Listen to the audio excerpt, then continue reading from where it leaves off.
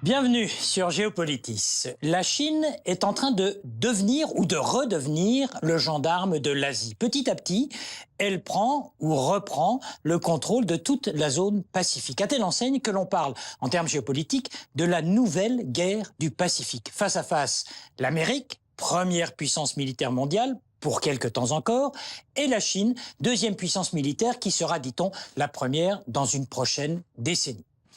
Les spécialistes appellent ça un déplacement d'épicentre. Pendant des années, c'est la zone atlantique qui avait la vedette. À présent, c'est la zone Pacifique qui focalise les tensions et les rivalités entre les deux capitales, Pékin et Washington. Pourquoi? Mais parce que l'Amérique, en déclin relatif, entend y conserver sa prééminence et parce qu'elle veut à tout prix limiter les ambitions économiques et politiques de la Chine en pleine expansion. Géopolitis s'interroge sur ce double constat du Pacifique, une Amérique qui n'envisage pas d'y perdre sa place et une Chine qui entend y retrouver celle qui, historiquement, était la sienne. On n'a jamais autant parlé de la mer de Chine, une zone où le pouvoir chinois veut faire savoir qu'il est chez lui, que c'est sa zone d'influence, une zone économique de première importance. Prenons un exemple. Un rapport tout récent rédigé par Pékin révèle que dans ces zones maritimes dormiraient quelques 213 milliards de barils de pétrole. En gros, c'est l'équivalent de 80% des réserves de l'Arabie saoudite. Quant au gaz naturel, les réserves seraient égales à 5 fois celles des États-Unis. On comprend mieux ainsi les enjeux de l'affrontement. En réalité, on parle de deux zones. D'abord, la mer de Chine orientale, entre Taïwan et le Japon, avec ces toutes petites îles devenues célèbres l'été dernier, les îles Senkaku, disent les Japonais, les îles Diaoyu, comme les appellent les Chinois. Confrontation maritime impressionnante, incidents navals, plaintes officielles et réflexes nationalistes exacerbés dans les deux pays. Mais il y a plus au sud, la mer de Chine méridionale avec là encore des îles, des îlots, des atolls, les îles Spratly, Paracel ou l'atoll de Scarborough, bref, des territoires revendiqués par les uns et par les autres. L'Indonésie, le Vietnam, Taïwan, la Malaisie, les Philippines. Tous ces pays dépendent de Pékin pour leur avenir économique. Mais tous font appel à l'autre puissance du Pacifique, l'Amérique, car ils ont plutôt historiquement peur de la Chine, de ses velléités de prépondérance régionale et surtout de sa puissance militaire, telle qu'elle s'affiche par exemple lors des grandes célébrations officielles comme ici le 60e anniversaire de la Révolution.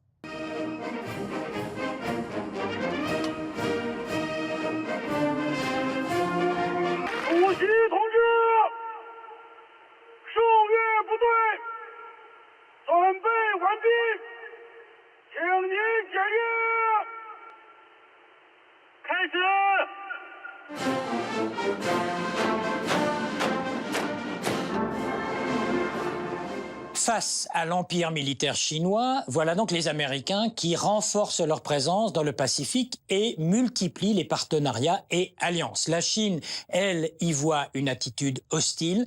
C'est une situation qui peut rappeler les temps de la guerre froide, mais à une grosse différence près. Entre les États-Unis et l'URSS, l'affrontement était d'abord idéologique. Cette fois, entre Washington et Pékin, la confrontation est d'abord et surtout d'ordre économique.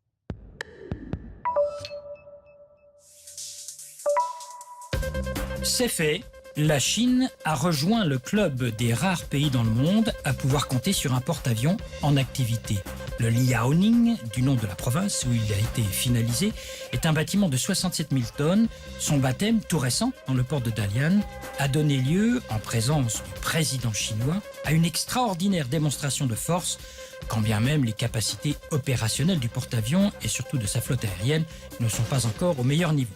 Symbolique, donc, cet événement qui avait pour but d'affirmer les ambitions de la Chine. Ambition maritime, avec le lancement d'ici 3 ans de 3 autres porte-avions, fascinante armée chinoise qui comptait en 1949 5,5 millions d'hommes. C'était les débuts de l'armée populaire de libération.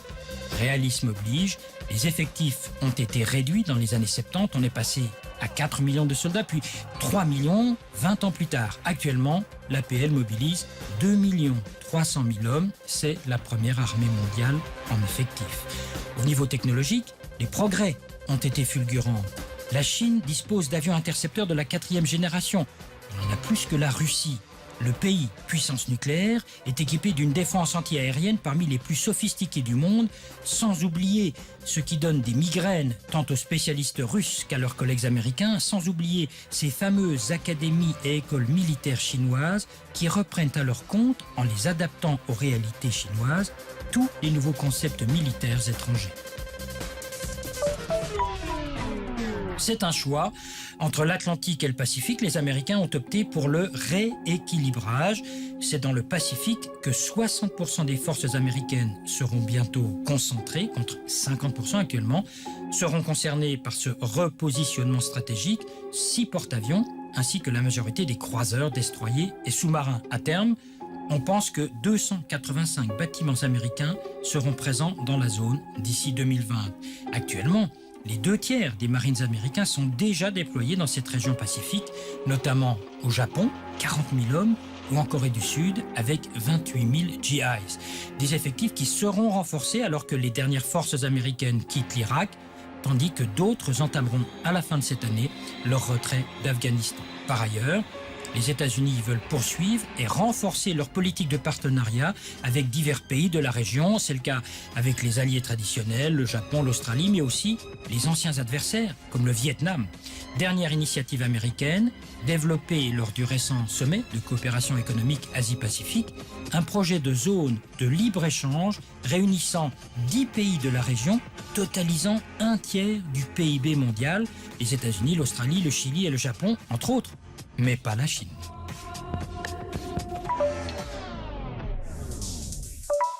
L'invité de Géopolitis, Nicolas Zuffray, vous êtes sinologue, professeur à l'Université de Genève. Commençons tout de suite par des idées reçues. Est-ce qu'on a le droit de dire, au vu de ces images, que la Chine est un régime belliqueux avec des velléités guerrières? Est-ce qu'on a le droit de le dire, ça? Je dirais que non. L'histoire montre que la Chine a rarement été belliqueuse, que ce soit dans le temps long ou même dans le temps plus court, disons sur les deux derniers siècles.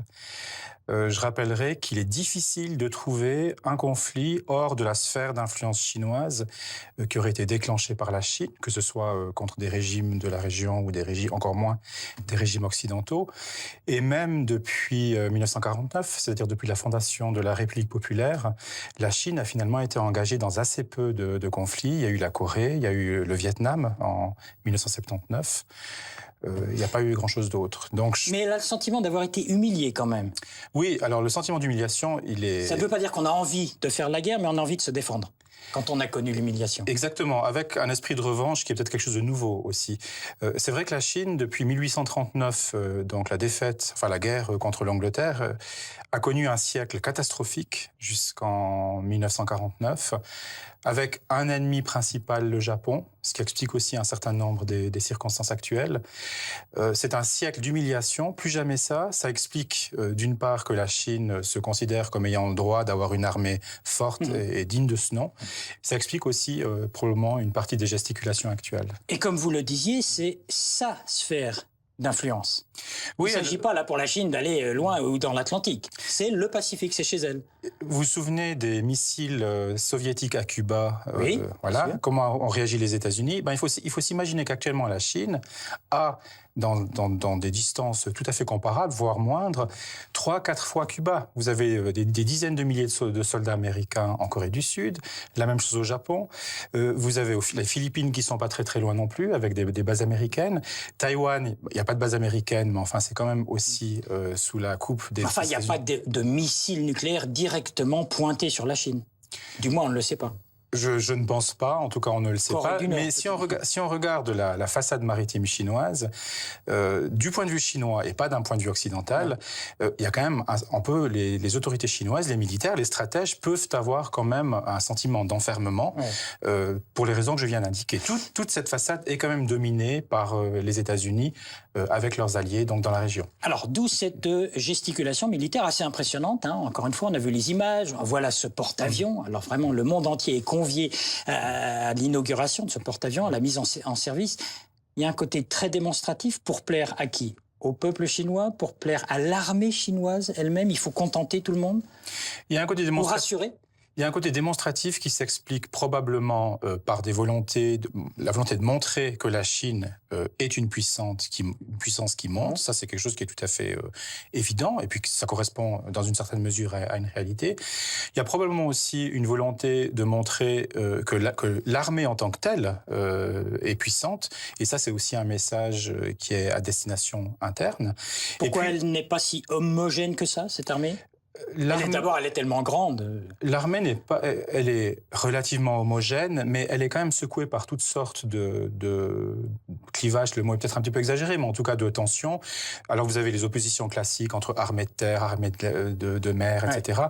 Mais vous avez aussi en Chine, et ça c'est aussi quelque chose qui date de très très longtemps, vous avez des conflits ou des différences régionales, on va dire. C'est-à-dire que l'armée du Nord-Est, par exemple, n'aura pas tout à fait la même vision des choses voilà, vous avez ce type d'opposition.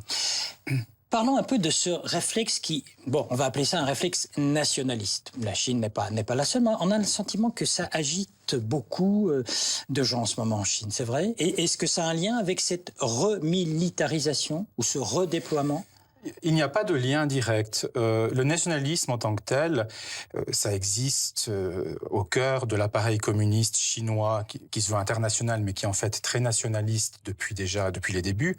Mais c'est vrai que depuis 20-30 ans, on a l'impression que le nationalisme prend le champ, remplace l'idéologie.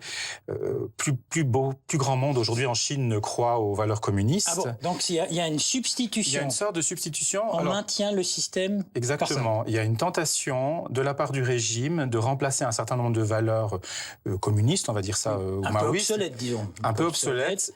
Par du patriotisme, par du nationalisme. C'est quelque chose qui marche relativement bien, notamment dans la crise actuelle. Il reste en Chine, au sein d'une frange de la population, un sentiment anti-japonais assez fort. Et sur ce sentiment, le gouvernement peut thésauriser. Ça peut être dangereux aussi, parce que une fois que les gens sont dans la rue, on ne sait pas très bien où ils s'arrêtent. Mais c'est vrai que ça marche relativement bien.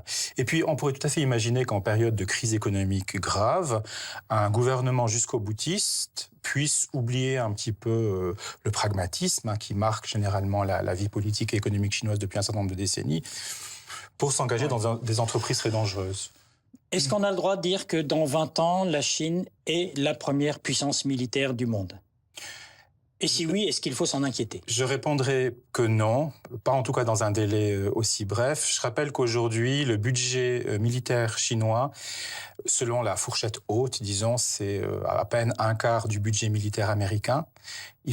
Même si ça continuait au train actuel, c'est-à-dire que le budget se développe d'année en année, il faudrait quand même pas mal d'années pour rattraper les Américains. Et puis ensuite, il faudrait combler le retard dans l'accumulation des forces durant des décennies. L'armée chinoise, comme j'ai dit tout à l'heure, a un certain nombre de problèmes. À certains égards, ça reste une armée classique qui n'est pas forcément adaptée à des conflits modernes.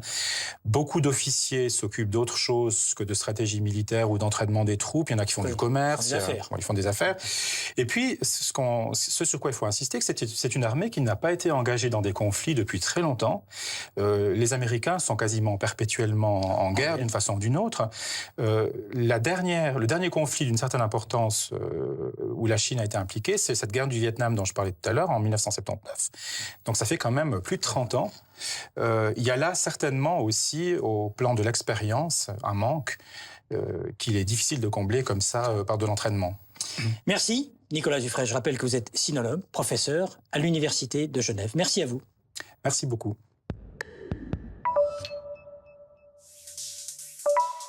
C'est un événement qui passe quasiment inaperçu. En 2012, pour la première fois, les dépenses militaires en Asie vont dépasser les dépenses militaires en Europe. C'est simple. En 10 ans, ces dépenses dans les pays d'Asie ont été multipliées par 2. Et en Chine, c'est ce qui nous occupe, en 10 ans, elles ont été multipliées par 4. Les spécialistes ont fait un calcul savant et fort précis. En l'an 2000, les Chinois dépensaient $5 000 par an et par soldat. En 2011, toujours par an et par soldat, la dépense était de $23 000. Faites le calcul de ce que cela donne avec une armée de 2 200 000 hommes et femmes.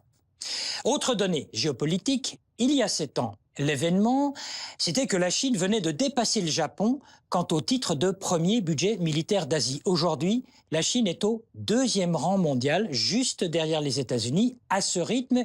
Et c'est bien ce qui inquiète les États-Unis, lesquels mobilisent leurs alliés à ce rythme. En 2050, le budget de la défense chinois pourrait égaler celui de l'Amérique. Or, en matière militaire, ce n'est pas forcément dans l'égalité des forces que l'on assure l'équilibre du monde.